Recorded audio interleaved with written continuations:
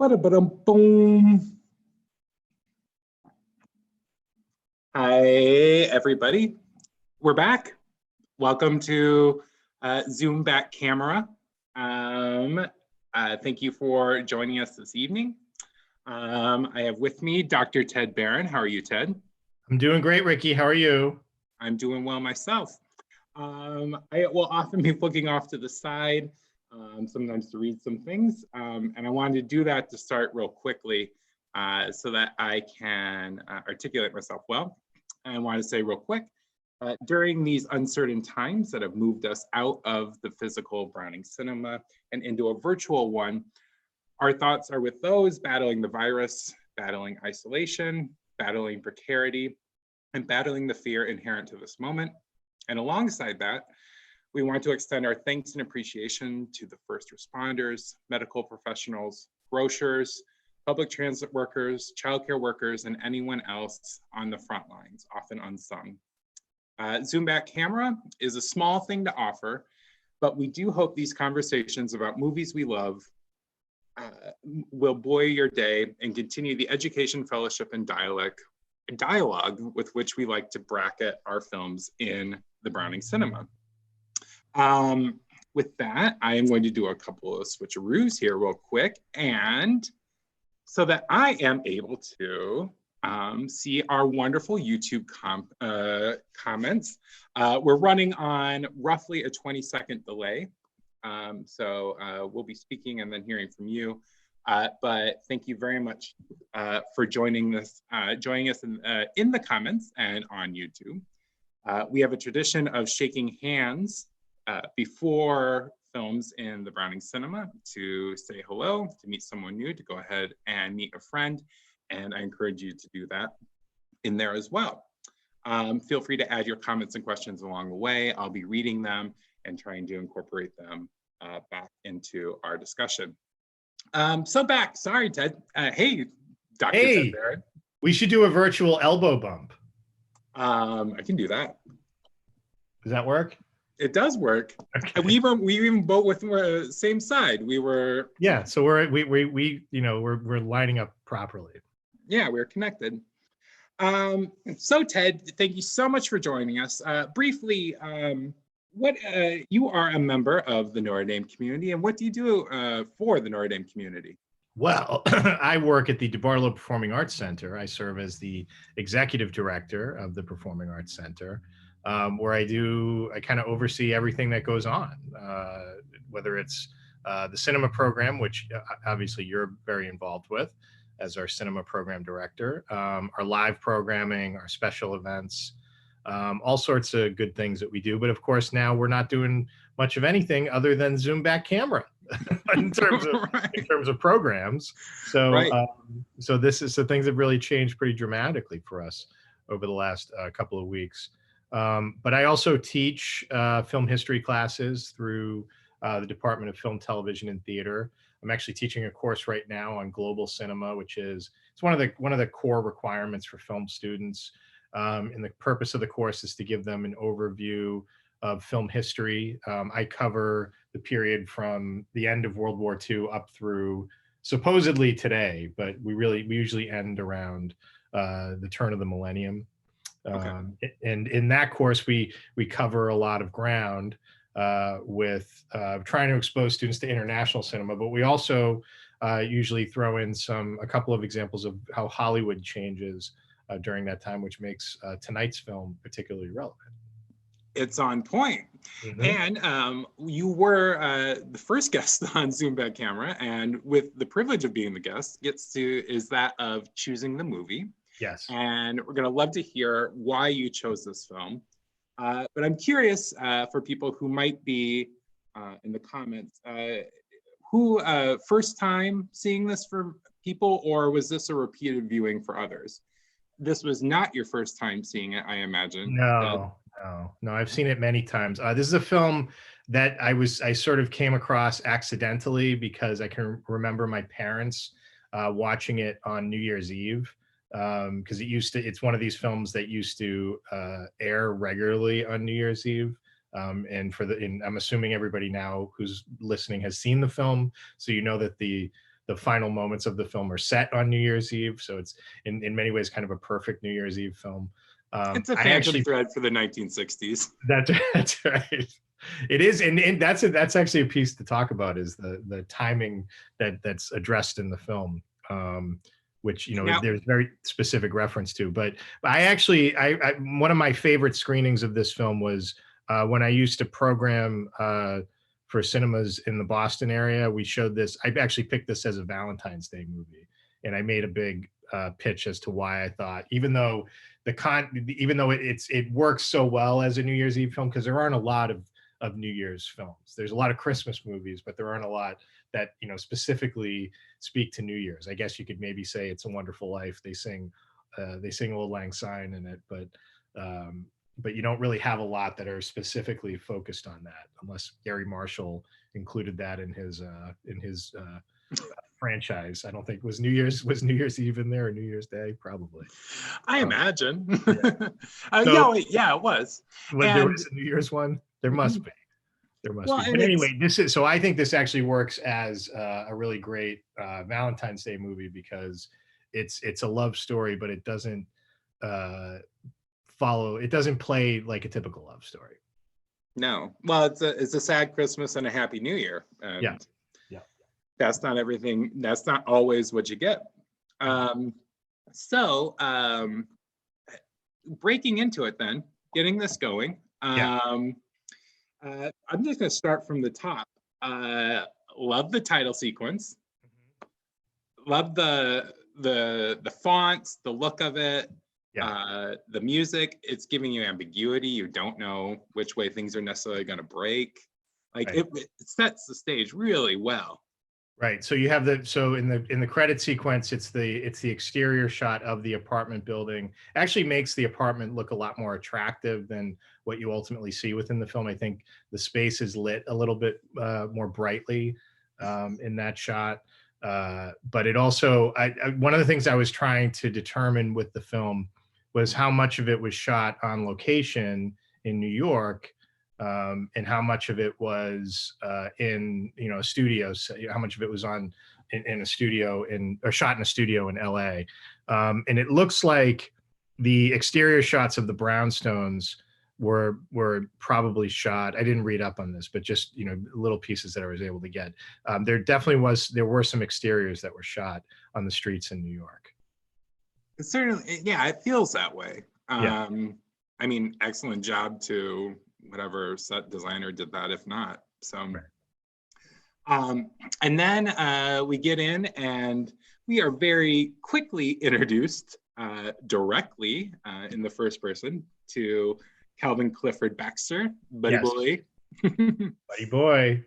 That narration, I'm somewhat dubious when we pop in and people are telling me what's going on, but it's great. He's a very good first person narrator. Right. So it's so before we even get into him, if you remember what's coming out in that narration is all of this. I had to play it back a couple of times because I was settling in to watch it with my family, and of course we're chatting and stuff. And it's really, there's a lot of content that's given to you right off the bat. You get the exact date and time when the film starts. So it's November. It's like late November at like 4 o'clock in the afternoon. You get stats about New York City. You're just getting a lot of detail that I found really interesting, just in terms of, I think they talk about, does he mention population size? I think at that point. Yeah, it stretches to He talks about the size of the company. He talks about how many people are working for the company and how it's the same size as whatever the small town is that they compare it to. So Natchez, Mississippi. Yeah, there you go. So I remember thinking it's 4 times bigger than Lamar's, Iowa. So I'm impressed. But also those opening shots, which are, there you have your kind of more traditional film opening sequence where it's, this establishing shot of the city, and you go closer and closer into the office building, which is actually an homage to King Vidor's film from 1928, The Crowd, which has this incredible tracking shot. Where you track up the outside of the building and into the office space. In Vidor's film, you actually have, this actually cuts from space to space, but where you get a sort of longer view. But in Vidor's film, he does this incredible tracking shot to do that. So, but it's also just to kind of give you the scale of the city itself, which is massive, and then this building, which is huge. And then still, when you come inside, as you see behind me, it's this big, beautiful office space. So, you know, it's just a really, it's a really nice kind of framing that really sets up just how small Buddy Boy is in relation to all the things that are going on around him. And the construction of that shot is amazing, because the way they pulled it off was, because it's a forced perspective, Right. like halfway through are kids in suits. Yeah.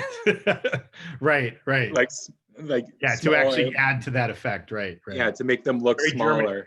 Well, also kind of draws back to, you know, Billy Wilder comes from a German expressionist tradition, and that's definitely something the Germans would have been doing to sort of create these wild, crazy spaces, you know, before he escapes Germany and comes to work in Hollywood. He's definitely, you know, he's very much attuned to that look. And actually, if you look to his earlier films, this is an interesting kind of turning point film for him for a lot of reasons.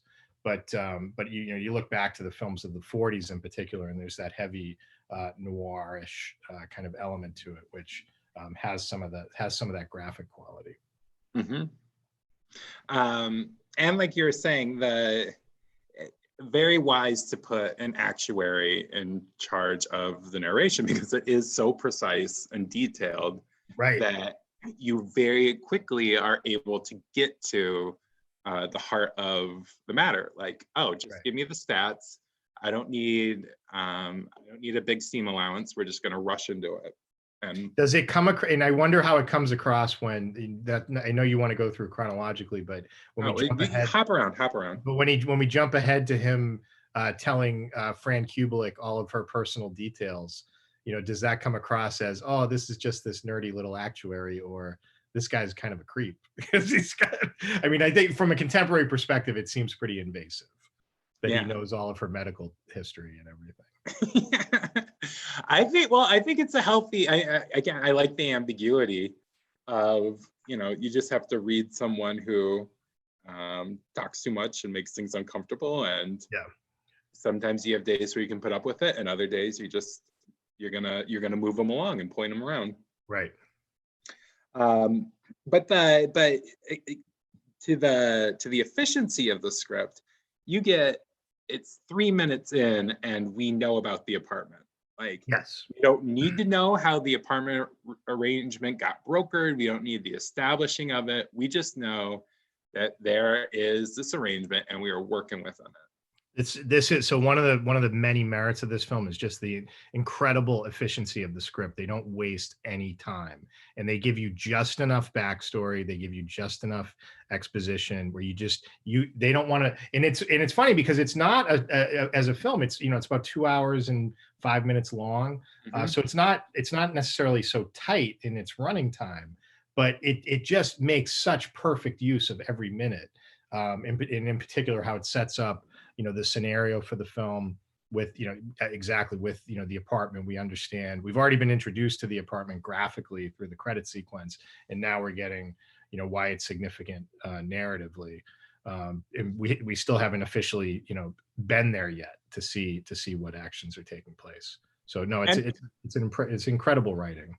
And with it being a zero waste fabric movie, it is efficient, but it's also not that subtle. Like, it moves you right through. Like at the beginning, when there's been the tryst where Baxter had Buddy Boy, I need to figure out what I'm going to call him. I like calling over there where he's drinking the dregs of his martini. When the TV can't give him any comfort or connection because of the wobbly denture commercials, he sits on a hairpin. I mean, like, it's pathetic, like, done quickly and directly. Right. So and when we get to the apartment, we're getting the other bits of detail that we're getting is, of course, that we now pay attention to is how cheap the rent is, right? Because we're on the Upper West Side of Manhattan, and the rent just got raised to a whopping $85 a month. So, well, that secondhand air conditioner is really pushing up values. that's right. Is it in the 60s? I'm trying to remember. So it's set in 1959, actually. Oh, sorry. Comes out in 1960, but he says, and I think that's, I think we can think about that thematically of this is the end of the 50s officially. Mm-hmm. What are the 60s? This is a very optimistic look toward the 60s, I think, but maybe there's a lot wrong. In terms of geography, though, it's in the West 60s. Like the West. I'm sorry. So you mean location? Mm-hmm. He said it's in the West 60s, a block from Central Park. Mm-hmm. So not a place. I mean, $85 wouldn't get you that much nowadays. I was gonna say, I don't think $85 would get you anything in the West 60s right now. But anyway, yeah. So that's just an interesting shift. But also, the neighborhood is very much defined as it's an immigrant neighborhood. In particular, it's a Jewish immigrant neighborhood that he's living in. Because pretty much at least all of the neighbors that we meet are Jewish, and Baxter is never identified as with any kind of religion, nor is really any other character. But these are Christmas trees, I guess. What's that? Oh yeah, that's right. They're celebrating Christmas, so suggesting that they're not Jewish, but definitely he's this bachelor living within this Jewish enclave in New York. Mm-hmm. With a lot of neighborly solidarity that we'll be popping into. Right. Again, good character introductions. Fran has a great one when she is say assaulted. Someone hits her like leaving the elevator, and she does the. I can't do it. The arm, yeah. You watch your hand next time. You might lose. Yeah, I don't. I rolled up my sleeve. I have a long sleeve, so I can do it. Yeah, you better watch out. Yeah. Like great, and the fact that the elevator in general, one of the better supernumeraries in this movie, the one who has the clicker. Yes. Like that's I mean. It's a tight ship world. It's great. It's incredibly. I mean, there's an elevator waiting for you whenever you need it. It's incredibly efficient. Everything's humming along so that business. Great small talk, and she's going to leave you with a threat. Right. No, she's great. One of the great characters. Then we move in and we get the what will become something that we'll cycle back to with the key, changing the keys for the executive washroom and the apartment. Mm-hmm. And this is the first time of many in the film where the blunders of the powerful lead to concessions and like positive change for people. Like their mistakes and then what they're able to then offer because they've made a mistake shows just how much power they have in situations. And it's something that works throughout, at various points deliberately in the film. And I like that setup a whole bunch. Yeah. Also, she wants to watch The Untouchables with Bob Stack. Well, yeah. So wait, so you're going ahead to when because we have which couple are we with now? Because there's Ray Walston, and I forget the names of the Judge Picket Fences. What's that? Judge Picket Fences. Judge Picket Fences, yeah. Mr. Hand is my jump from Fast Times. Probably my what is it? My Mother the Car, is that the other? That's the older TV reference. My favorite Martian. My favorite Martian, not My Mother the Car. That's My Favorite Martian. That's old TV. That's really old. That predates me. But the Picket Fences is old TV too. That is pretty old. That is some old. That's some old person TV I was being forced to watch. Yeah, on my own volition. I love. So you got Ray Walston, and then you've got the guy who's in operations because he's the one who Oh no, actually Ray Walston's the one who's in operations because he's the one who the cab driver gets referred to. And then the other guy, I forget what his department is, who's actually dating the switchboard operator played by I forget her name, but she's the same actress who plays Sweet Sue in Some Like It Hot, who's the band. She's the band director of Marilyn Monroe's band. Oh, okay. Because as I was watching, I was like, she looks like someone else. And my daughter thought she was someone from Greece. She was like a principal or something from Greece. And it's like, no, it's not that. Because she looks kind of like Joan Blondell, who's actually the waitress from Greece. But it's Sweet Sue. So there, but that's later, right? Because isn't there? You have Ray Walston. Oh no, Ray Walston comes.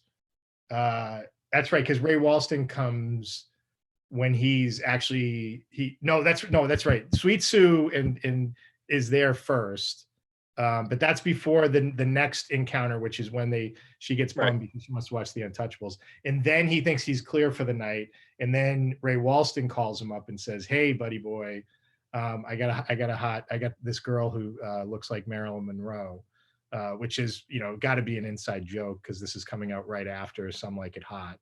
I think it was a dig. Oh yeah. There's not a lot of love for Marilyn at that point, I think, from the Wilder camp. No, not at all. So he brings her back, and that's when that sends him out for the night. That sends Buddy Boy out for the night. I'm going to keep calling him Buddy Boy. Sends him out to sleep on the park bench because he can't get back into his apartment because Mr. Hand forgets to leave the key for him. And so then you have the next day where it's the key exchange. Right. That's up a few other things. And that gives us a really sweet moment where Fran helps out Baxter. There's a lot of, Baxter being the person he is, a lot of times he's either someone he's someone over whom people can walk, or he's a puppy who people want to help.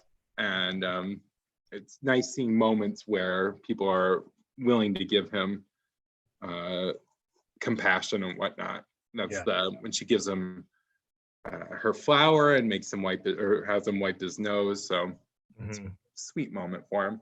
It's also, interesting. Before that, before that is the whole shuffle of the upcoming dates for all the guys who are going to use the apartment. And you get it's a scene that probably played very contemporary at the time, because it's all of these lines getting switched and held in the office, and the office again is this incredible place of efficiency where so much is getting done, and not only is there so much getting done for the good of the company, but there's so much getting done in terms of these personal lives. And you wonder how that comes across to a viewer at the time, where they're seeing all these calls getting shifted, and he's able to actually pull off the multiple date switch within a couple of minutes. But of course, it comes at the expense of the call that he's been waiting for, which is the call from Sheldrake to move up in the company. On that kind of like how this reads or whatnot, how big of a condemnation toward the tomcatting and the behavior do you see this movie for the time, how it would register, and how would you compare it to, say, like a Mad Men? Of course, as I'm watching this, and that I'm a big Mad Men fan, so this starts to, the Mad Men influence reads very heavy, and I didn't get a chance to check to see, what Matthew Weiner has ever said about this. But is it, I think I think they're pretty tough on it. I don't think they're just simply accepting it as this is part of, what these guys do in terms of their life living in the city. And Pam Wojcik talks a little bit about this in her book, The Apartment Plot, where she starts to talk about the need for the apartment to sort of the need for a space like the apartment. She doesn't get too much into this film, but she has a book called The Apartment Plot, which is about among the things that it touches on is how you have the working man kind of being defined by his masculinity, which is through his sexual prowess, and that having these spaces where these affairs can be carried out is key to that. But I think I mean they seem they don't, those characters are all ultimately portrayed, I would say, in a pretty critical light. There's not anything, we don't see anything really redeeming about them, and in fact it's the film is very blatant in this message to get Baxter to, quote, be a mensch and do the right thing, which is to to settle down with a nice girl like Kubelik and and have Christmas together and send their boss fruitcakes. I mean, all that doesn't seem, when they're offering that doesn't seem to be, there doesn't seem to be much to sort of validate the other experience, although there are attractive aspects to it. Mm-hmm. I think I talked to you prior to this about one of my favorite spaces within the film. We have our beautiful office space, or I don't know if it's beautiful, but it's pretty amazingly designed. Fun to look at. I don't know if it's going to be fun to work in, but interesting.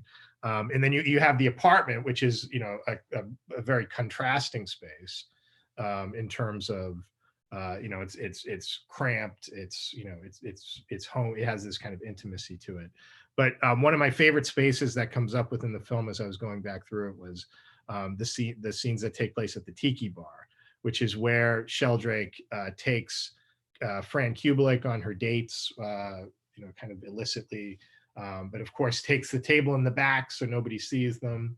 And there's just something about when she first walks into that space, and of course, they know her there, so they play her song, which we later learn is Rickshaw Boy. I don't know if that's what the single was actually called. I think there was a single, the theme from The Apartment, which might have charted and was actually a successful release from the film.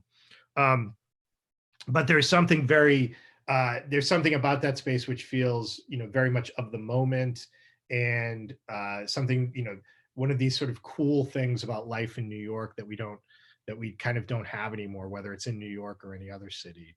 And so is that just an extension of this sort of, you said Tomcat, of that, that lifestyle, or is that just kind of part of life in New York at the time? I don't know. But it's something that sort of stood out to me, just all the detail of how that space is conceived and designed. A quick note, we don't mean to steamroll conversation as well. If you have comments, questions, please feel free to add them. We'll do our best to incorporate them. Absolutely. We're just rolling along. Yeah. The Tiki Bar Chinese restaurant scene is that's a great one. Right. The first time she goes there, right? Well, the first time, yeah. Yeah. The drink that she gets, just like the saccharine nature of everything in that space. You can taste sweet sugar. Right. We're not having dinner because we don't need another pound of sugar in our diet. Although that would have been common back then. I mean, you would have just eaten a lot of pineapple, a lot of duck sauce. Mm-hmm. We then hit our one person who starts to pick up in visibility at that point is Miss Olsen. Miss Olsen. Love Miss Olsen. Miss Olsen is, so this is, we were talking about this in someone who I'd seen so many times before. I've seen the film so many times before this, because it really is, this is, just to sort of put it out there, like when people ask me, what are your favorite films of all time? This is kind of a safe choice for me to share with people as a favorite. If I want to go in the sort of Hollywood direction, I say this is probably the best of the old Hollywood films in my opinion. But Miss Olsen is someone who I never really took seriously. I just saw her as more of some kind of a narrative device. But here I read her very differently now, in sort of seeing how she comes into it. she's much more.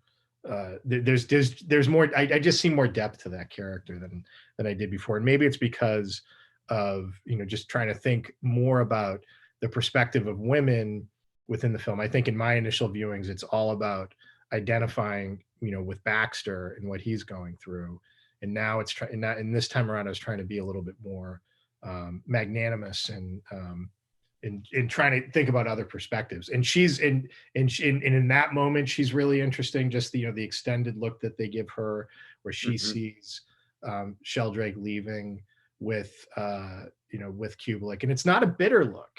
There's I see it as she has this knowledge, which later plays out in a really interesting set of turn of events that she's a big part of.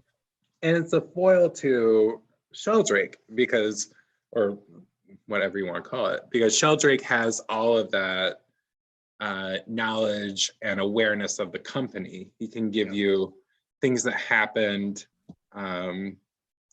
things he says, I know everything that happens in this company.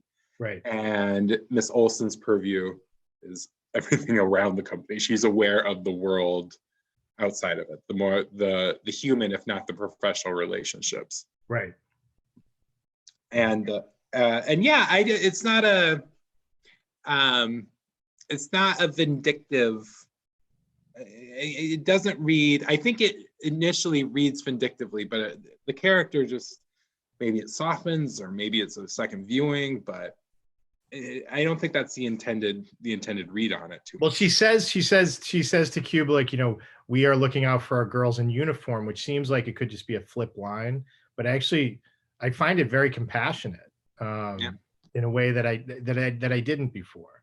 And there is, and I think before, when I had seen the film, there is that moment when she goes into Sheldrake's office and she's like, I've been, you've had me sitting out there for 4 years watching all the new models come through. So, she's really, quite hurt by what she's been experiencing. And she genuinely seems like she's trying to protect Fran as best she can from that same fate. She doesn't want anybody else to have to go through it.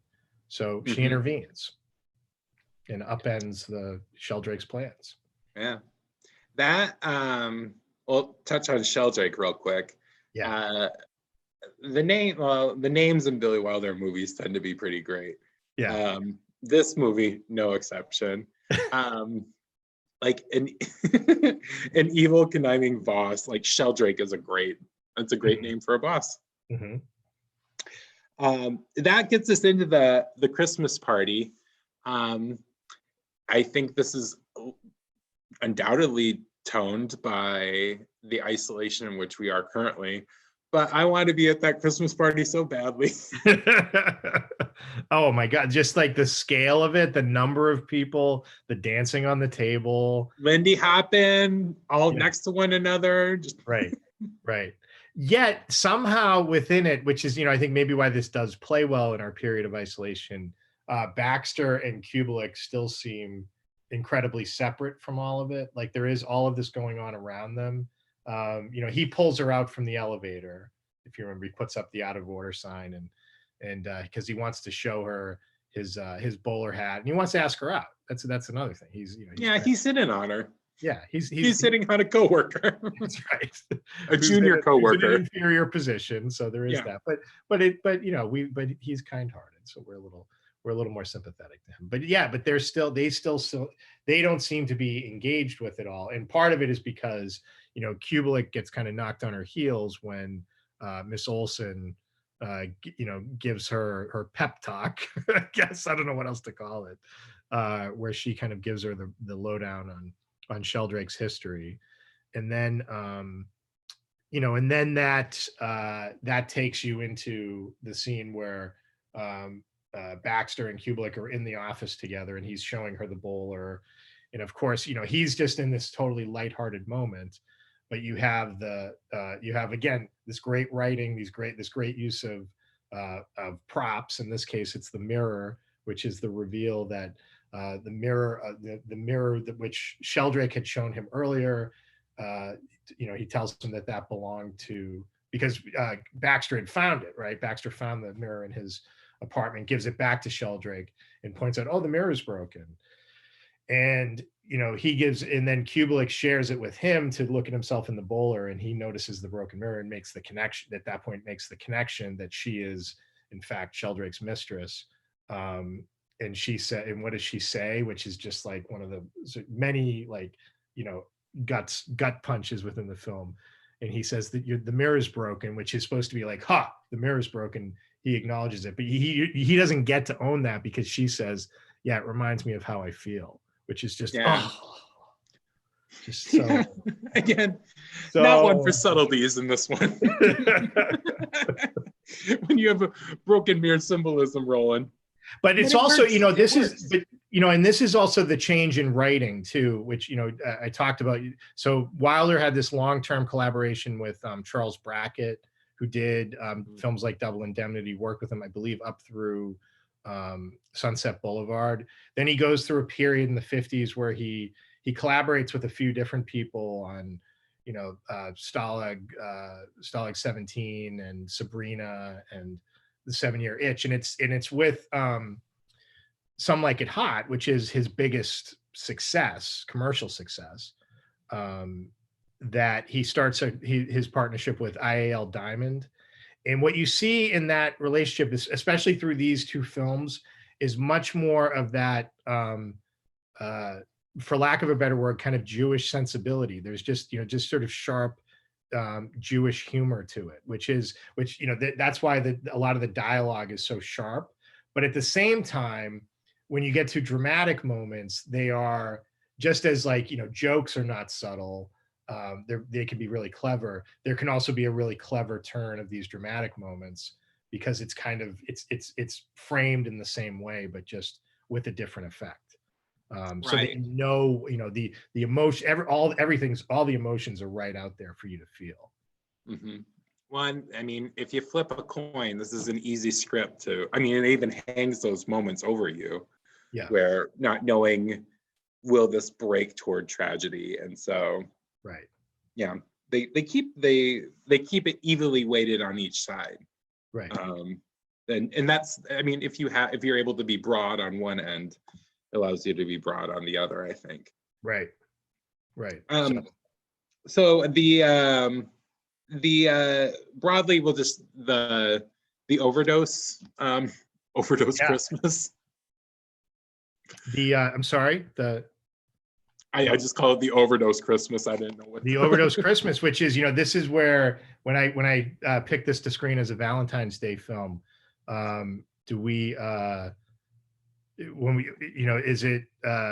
that scene just takes such a dark turn. I mean, you have a woman, you're really living through somebody going through a very difficult decision to end her life, and not just making it like, oh, this is just another narrative turn. You're gonna see the impact of it. You're gonna hear her retching in the bathroom. You're gonna see them, trying to revive her by marching up and down the floor. All that goes into it. But again, keeping the comedy and drama balance, there's moments of levity in it too. Yeah, absolutely. With the partner who he brings back, who is making a fuss while this is all going down, to even the doctor. Oh, right. Has sort of and then you have to work out that sort of comedic element, which is this woman with the funny voice who's married to a jockey who's in jail. And I mean, they just this is again the humor. This balancing act between comedy and drama within this film is just incredible. And and how they still have to get that resolved. So while he's frantically trying to get Dr. Dreyfus to come in and help revive Fran, you still have, I forgot her name, Mrs. McGonagall or something.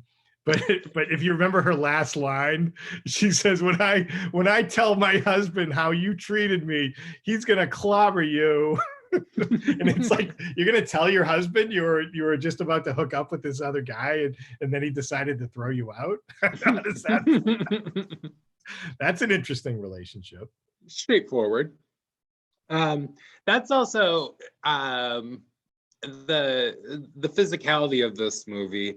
After Jack Lemmon has explained that, Baxter or whatnot, has explained that he is donating his body to Colombia. And there's this humor in his dancing. He has, I mean, his movements are not nearly as big as some other physical humor that's happening, but it's great. He has a way of inhabiting the role and getting small and staying small, but still seeing him try and live out of that that works often throughout the movie. Well, for a film that's so reliant on its dialogue, as we've been talking about, whether it's comedy or drama, the physicality of Jack Lemmon in particular is just incredible. I mean, like the way he carries it throughout the entire film, and you can see that extending to Kubelik as well. Both when we're first introduced to her with her her gestures that are just they're appropriate for the job, but they just add this other thing to her. Shirley MacLaine has experience as a dancer, so that probably helps. But yeah, there's a physical performance within this film, particularly from those two, that's just they play off each other just so nicely. Oh yeah. When the doctor is helping her, man, people were rough when they were waking you up in the 1960s. Oh, the slapping in the face. Yeah. I'm glad I didn't faint back then. Because I'd be clobbered. It's a little tough. Yeah. So did we get any questions yet, by the way? Are we getting any comments? Oh, sorry. Yeah, people have been adding in things here and there. Okay. No question marks though. So I just want to make sure we're not leaving anybody out, because you and I can go on forever, but that's which we'll try not to. We'll wrap this. Gosh, as I'm looking at my pages. But I did like his line as well. Live now, pay later. Diners Club. Diners Club. That was one where I was going to say, I always interject too much, I think, when I'm watching it with my kids. And it's like, do you know what Diners Club is? I withheld on that one. That's good. That piece of advice, and then also from the wife, chomping down on sleeping pills for some good time Charlie. Mm-hmm. I like both of those, just letting him know. And this is a case where neighbors are looking out for one another. There's, a community and bonds, and those are both educational as well as, hey, I'm giving you a service alongside of it, because being fed or medical care. So one of the questions I had is, while this film has a lot of critique in terms of its depiction of certainly the depiction of the working world, what's your take on how it views the city?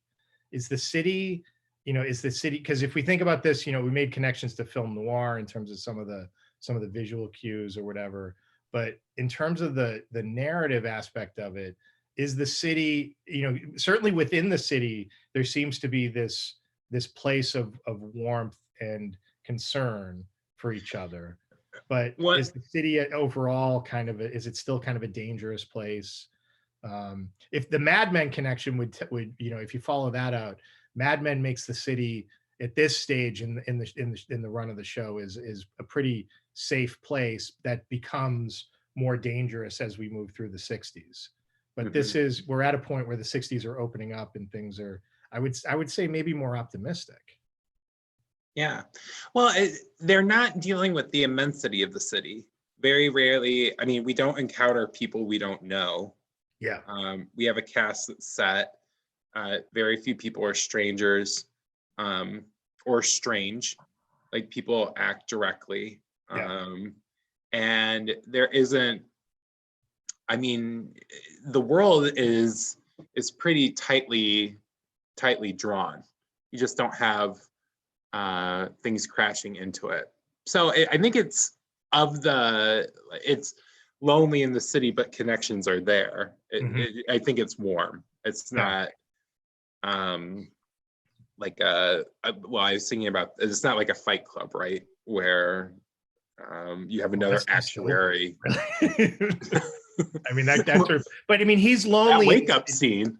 Yeah, he's lonely in the city, but yet he still has places to go. When he talks about Christmas, he talks about how he was alone on Christmas the previous year, and I forget what I know he went to the zoo and he did one other thing, but he was, there's stuff to do. He's not like, it's not like he's in Lamar's, Iowa alone, and he'd be, I don't know Hey, what we shoot the loop. They actually returned to that. The old, like, driving around the main drag. Oh yeah, like 400 cars were doing it this weekend. Because there's nothing else to do. Because you can stay. Because gas is $1.50. Yeah, that's true. That's true.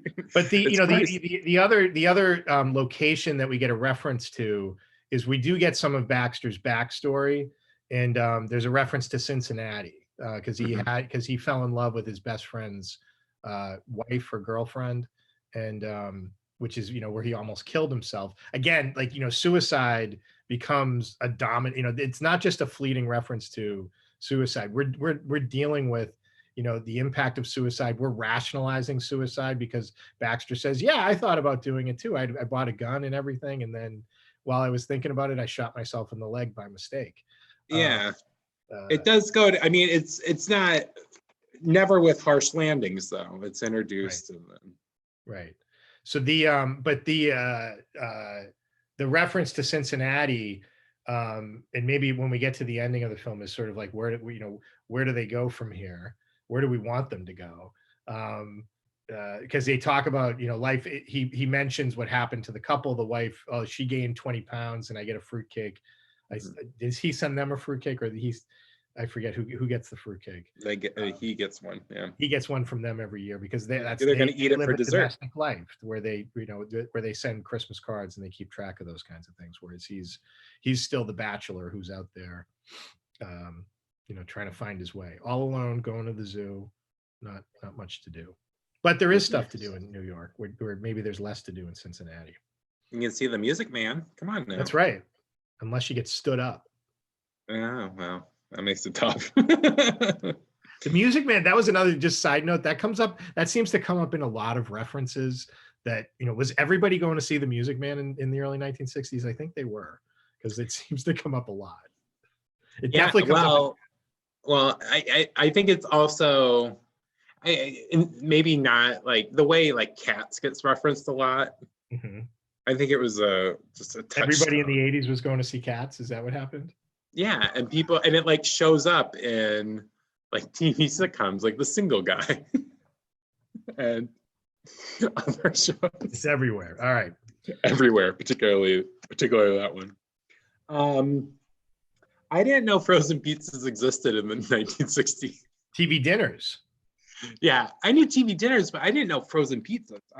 Where'd you see frozen pizza? I saw a TV dinner. I didn't see. He has a frozen pizza.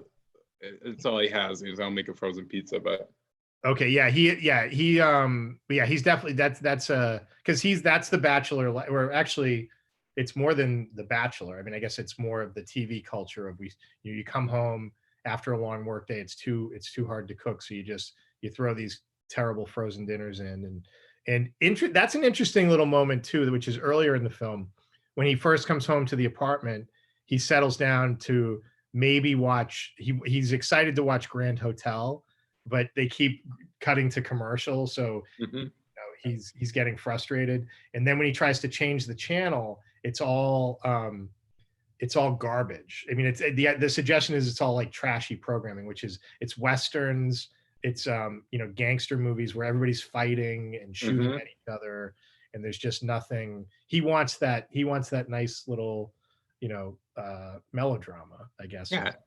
Yeah, he doesn't want he wants the happy ending, the Grand Hotel. Yep. And he's gonna have to wait 2 hours and 5 minutes to get it, but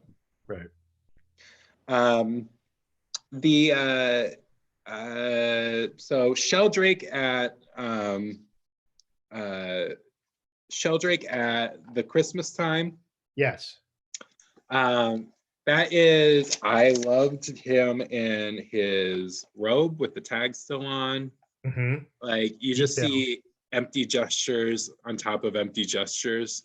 Yep. Like his phone call to her, like it's so executive, I guess is the way to play through that. I thought that was and reciting again the, you don't mean it, baby, kind of just forcing her emotions in a negative direction that the movie obviously is trying to condemn. And but then that it pushes to a great moment when there's gas coming from the apartment. Oh, right. Yeah. Because, well, that's again the suicide. This film takes a really dark turn. These are lonely people, or lonely people, heartbroken people who are really struggling, and so these are plausible scenarios at this point where we, when he comes in and assumes that she might have done that on purpose. Yeah, and yeah, that they are well, and even as you're saying, there might be warmth in people around them, but we see the actual quality of relationships that Baxter has at work. That's going to induce more loneliness, right? It's not, that's going to make it feel worse in some way. Yeah. Actually, that's an interesting point of, as he climbs up the social ladder, or the company, not the social ladder, it's the company ladder. He becomes more removed from the sort of communal aspect, although it doesn't seem like it's much of a community until we get to the Christmas party. In fact, the lower you are on the totem pole, it seems like the more connection you have to other people. If you're an elevator operator, you actually get to talk to people. If you're a telephone operator, you get to talk to people. When you get at a desk, you might be around people, but you're starting to become more isolated. And then when you move up, you move into an office with a door, first on the same level as everybody else, and then you move up to the 27th floor where you're completely cut off. Which would make sense that someone who is an elevator operator would have the level of metacognition and self-awareness that Fran has, because she sees people at every level. Right. But also in the elevator is when men are behaving their worst, right? Yes. They don't even take their hats off. Can you imagine? Can you imagine? Right. There's a great Mad Men moment when these two younger guys are talking crudely in the elevator with women, and Don looks at him and says, "Take off your hat." and then they're like, "What?" And then he like takes it off for him and shoves it in his face. A lot of good Mad Men connections here, folks. Yeah. A note on the loneliness of the film again. And I do think that is something, and we've been looking at in terms of Baxter, who is incredibly lonely, and Fran and whatnot, but also just recognizing how lonely the people who are having these affairs would be, and then the people off screen too, just knowing the lives that are impacted. And the wives at home and all that. Yeah, that's a very real thing.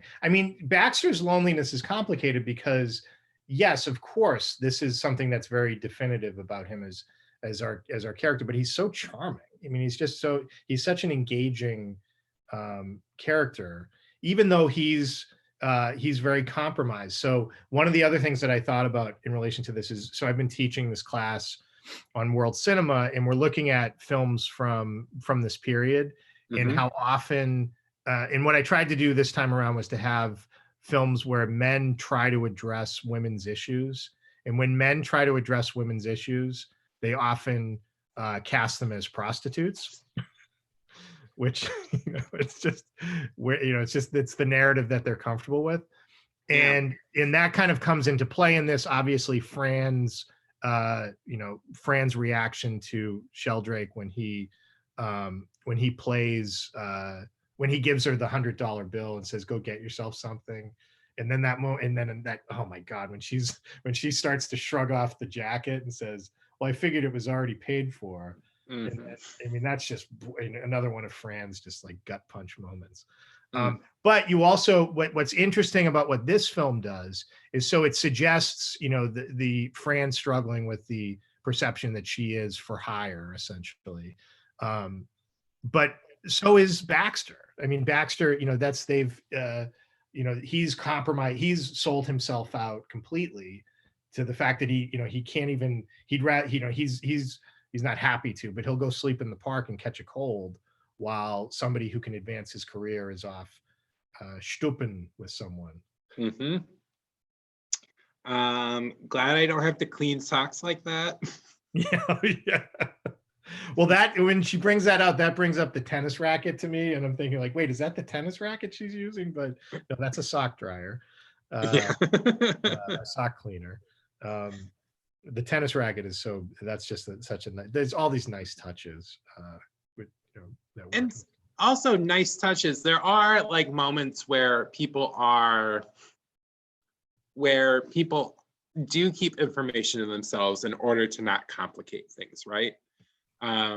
Like when he says, I have a date with that woman, which is in some ways to make her jealous, but also not to have to. It's about keeping up appearances. There's a lot of keeping up appearances in this film. Oh, yeah. With the neighbors, just by not including information, right. Or just by covering. And that, I mean, keeping up appearances and loneliness go, like hand in hand. So, well, is he also, he tells the neighbors what he lets the neighbors believe that he's this Lothario, in part because the real story is even more perverted, more abject. Yeah. Yeah, exactly. Yeah, and there's, the guilt. Yeah, the guilt and like there's shame in this movie that is found in almost every character, except the male corporate executives. Right. Which is, it's of the many ways that this is a condemnation of the workplace and the power structures within it. Yeah. But we get a happy ending. We do. Moving up, kind of skipping to that ending. I was just like plot moments or moves. The fact that the athletic club is strictly stag, maybe it's just because stag is still a funny word for me. I don't know. Yeah. I thought that was a really good way to get back in the apartment. Yeah. And why is that just coming up now? But we'll forgive that. It's probably accurate. Yeah, it probably would be. I mean, like it's probably an all-male club. And knowing how the script was written, which was kind of as it goes, I can see how they would unfold and be like, well, if he's there, could he do this, to do that? And it just... He's at the New York Athletic Club. It's not the YMCA. So, I mean, it's, he's at the higher end version of that. Yeah. So it's naturalistic in how this would develop and believable despite having so many, just like broader elements to it. Yeah. So when he stands up to Sheldrake, I literally stood up.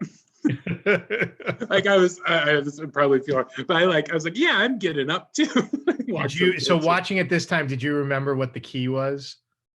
Because that's such a great gesture when he drops the key on the desk. Oh yeah. You remembered that from when? Oh no, I didn't remember. I was like, yes, that's a great gesture. Because that's such a nice little twist where, to say that it's actually it's the executive, it's him saying, take this job and shove it. Yeah. And it's undoing the social contract that was formed from the first guy, which fast tracks his career. That's right. Because he's, he made this mistake with the key, therefore I move forward. So right. So now I finally give this key up. That was a great moment.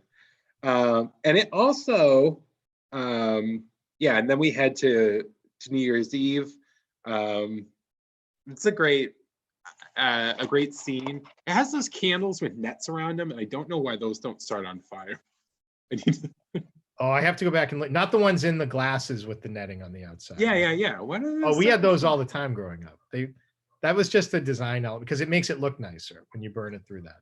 Anyway, okay, I believe it. It has like a waxy substance to it, so it's not flammable. I was very nervous. Very nervous. But thoughts on Sheldrake's collapse or whatnot, or Fran's, liberation? Well, it's very contrived if we want to be critical of it, but it's beautifully contrived because not only does he tell her that they have to go to Atlantic City because he can't get to the apartment. He has to say exactly what Baxter said to him, which is, and he specifically said not to bring you. Can you believe that? Which just, gives Fran what she's been looking for. And then we just get back to that amazing moment where, again, we're playing with this, because they've been doing this just really delicate balancing act between humor and pathos. We get her running up the stairs, and then we hear a shot, and the gun, if we of course we've seen the gun, so that gun's got to go off, right? But it doesn't. Check off champagne. That's right. I love that they give her the moment of running and exhilaration. It's that scene of her running down the street. Perspective. Yeah, because we never see her like that throughout the film. No. And that's the moment where she has made a decision, internal locus of control, and like she's running, and like it's a liberated, great moment, and they give it to us. And it fortunately allows, another nice thing is, sets up the champagne gun. Right. Which I don't like in movies when they open champagne and it's spilling out and they don't try to like capture it. Yeah. I know it looks good, but like my experience with any 2-liter Diet Mountain Dew that's opening and fizzing is you're just gonna put your mouth on it and drink.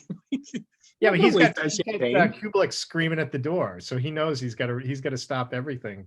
This is the girl that he's in love with, and he's not thinking about anything else. So of course that bubbling over is just, and it has to emphasize that turn. So right, I think it worked great. And we don't get a kiss. We don't get a final kiss between the two of them.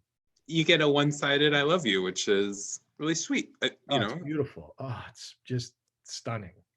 And a great last line. Shut up and deal. Just like Some Like It Hot, has the great fun, humorous last line. This just has that last line that just works beautifully. Kind of ties everything together. And no shift, like no, she doesn't have to bend into something else. She's able to maintain who she is throughout the movie. And then she takes her coat off and she's just settling in, and it's just, they're in that 2 shot is just, because you've got, they've been set up so perfectly in terms of as a physical match throughout the film. And that's where you see it all kind of come together. So it's just to me, it's just a perfect resolution. Well, we're right around our hour. So we'll now move to, in closing, we have a questionnaire. Oh boy. Are you ready? No. Okay. But I'll try. One second. I need my other glasses for this. So Proust had a younger brother named Jimmy. I don't know if you knew that. I didn't. Who developed a 5-question forced answer questionnaire to determine if you love movies. Do you care to take it? We. I don't know that Jimmy spoke French. I don't know what James is in French. I should know that. Okay. Better first R-rated movie to see in the movie theater: Devil in a Blue Dress or The Devil's Advocate? Ooh. First, Devil's Advocate. R-rated movie. First would be Devil's Advocate, but those are both too young for me. Those are like I was. Oh no, I'm just. Yeah, Devil's Advocate, because it's loud. Because you want your first R-rated movie, you don't want it to be too subtle. It needs to be loud and obnoxious. Noted. Okay, let's say you're at Picker's Paradise consignment shop. What's more likely to happen? A Kevin McAllister doll on sale for $12 is sitting next to a VHS copy of A, Quiz Show, or B, The Color of Money. I am going to guess The Color of Money, because maybe one of those ones when like McDonald's used to give away, they used to sell VHS tapes in as part of what you got them, like, and you can get them with a Happy Meal, but I think you used to get them with like a certain meal purchase. Okay. Seems like that era. Better second date movie: Die Hard with a Vengeance, or The House of Sand and Fog? Oh God. So The House of Sand and Fog, that's I like intentionally avoided that movie for a long time because the idea of I think I just what was the first choice?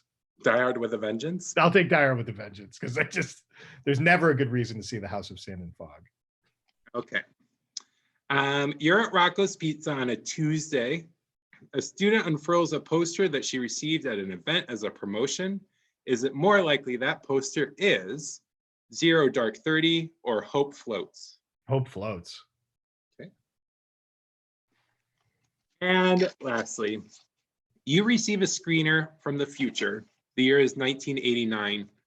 Is your mind more blown by District 9 or Beowulf?